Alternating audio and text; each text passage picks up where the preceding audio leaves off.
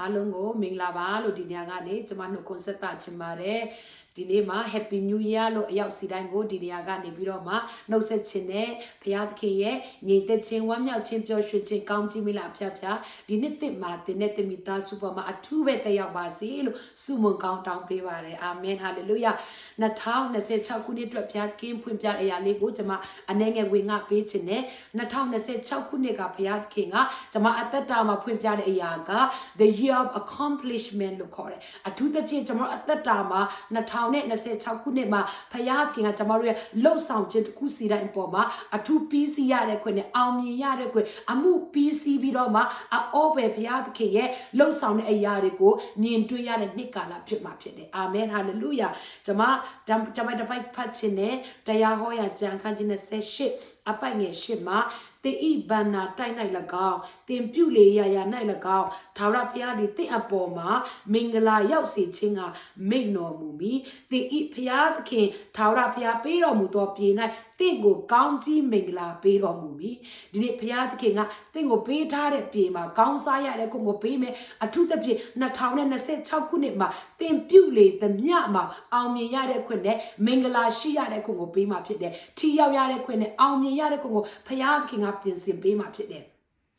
ပြီးတော့မှကျမတို့ဟေရှာယအခန်းကြီး26အပိုင်ငယ်7မှာအိုထာဝရဘုရားကိုရောသည်အကျွန်ုပ်တို့အာငြိမ်သက်ခြင်းကိုပေးတော်မူလိမ့်မည်အကြောင်းမူကားအကျွန်ုပ်တို့ဤအမှုရှိသမျှတို့ကိုအကျွန်ုပ်တို့အဖို့ပြုတော်မူ၏ဒီနေ့ကြီးမားသောအမှုတွေတင်းရဲ့အုံနောက်ကနေတော့မှစဉ်းစားတွေးခေါ်လို့မရတဲ့အောရလာအောင်တင်းအတ္တမှာဘုရားသခင်ကကြီးမားသောအမှုတွေကိုတင်းရဲ့လက်နဲ့တင်းရဲ့အတ္တမှာ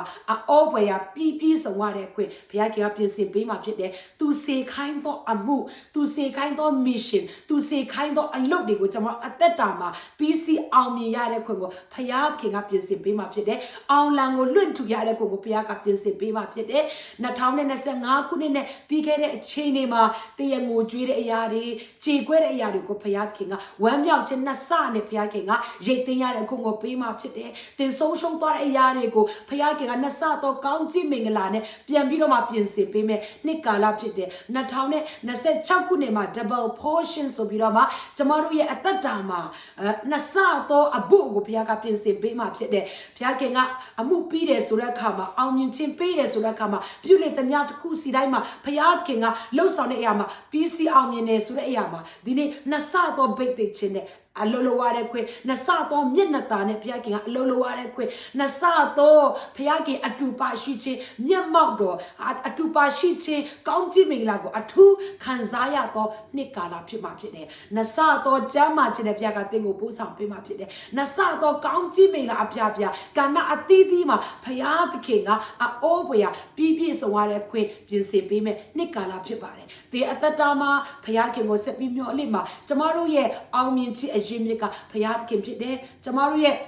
ပညာမဟုတ်ဘူးကျမတို့ရဲ့လှုပ်ဆောင်နေတာမဟုတ်ကျမတို့ရဲ့အရေးချင်းမဟုတ်ဘူးကျမတို့ရဲ့စီးစိမ်ဥစ္စာငွေချင်းမဟုတ်ဘူးကျမတို့ရဲ့အောင်မြင်ခြင်းအောင်လံကိုလွတ်ထူပေးဖို့အတွက်ကျမတို့အဖို့အတွက်ကြီးမားသောအမှုပြုမဲ့ဘုရားသခင်ကိုစင်စစ်မျှော်ကြည့်ပြီးသူ့ကိုယ်သာကိုးစားပြီးတော့မှသူ့ကိုယ်သာယုံကြည်ပြီးတော့မှဟာလေလုယာဒီအောင်မြင်ခြင်းအလံကို2026ခုနှစ်မှာ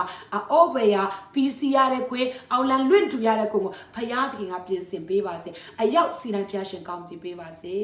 အာမင်